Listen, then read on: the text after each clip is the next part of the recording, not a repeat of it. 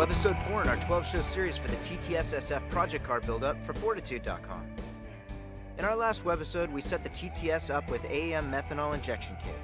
We also traded the OEM brake pads for the Hawk ceramic brake pads and swapped out the factory brake lines for the higher quality stainless steel lines by Neuspeed.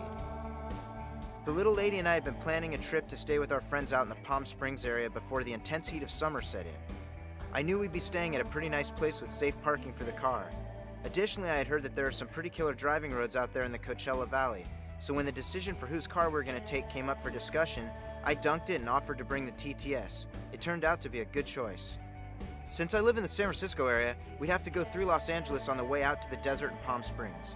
1 hour north of the frantic and bustling Los Angeles is a city called Camarillo, which is home to one of the most respected tuners in the game, Neuspeed. I really like the fact that they chose to rework some of the more obscure parts in the car, yet still wring out better performance and handling. One thing stands out when you handle their parts as opposed to OEM parts.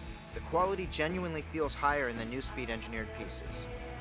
Within minutes of arriving at Neuspeed, Aaron, Jerry, and the boys quickly got to the job at hand. The first OEM parts to get the axe were the rear sway bar and the rear sway links. Let's start with the RSB. It's pretty clear to see the difference between the stock 20mm rear sway and that of the powder-coated 25mm Neuspeed piece. The wall thickness of the tubing is 1mm more as well, which translates to a firmed up feel in the rear portion of the suspension and evens out the understeer a bit. Once under the car, you can see the OEM sway links, which look flimsy by comparison. I opted to use the Neuspeed rear sway links, which are made of aluminum with ball joint ends, easily trumping the OEM thin steel items with the urethane bushings.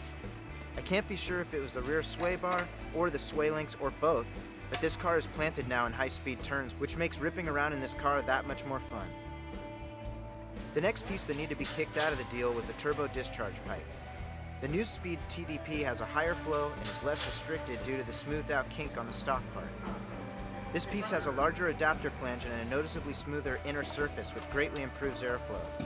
The kink bend of the OEM metal pipe was replaced by a larger inner diameter silicone hose. More flow is more power. The last item that I had Neuspeed bin was the Oem Crankshaft Pulley. As you can again easily see, the stock bit is larger in overall diameter and weighs quite a bit more than this CAD-designed replacement. According to Neuspeed, the results of the downsized pulley diameter, which run the power steering, air conditioning, and alternator, gains the engine 5 to 7 horsepower.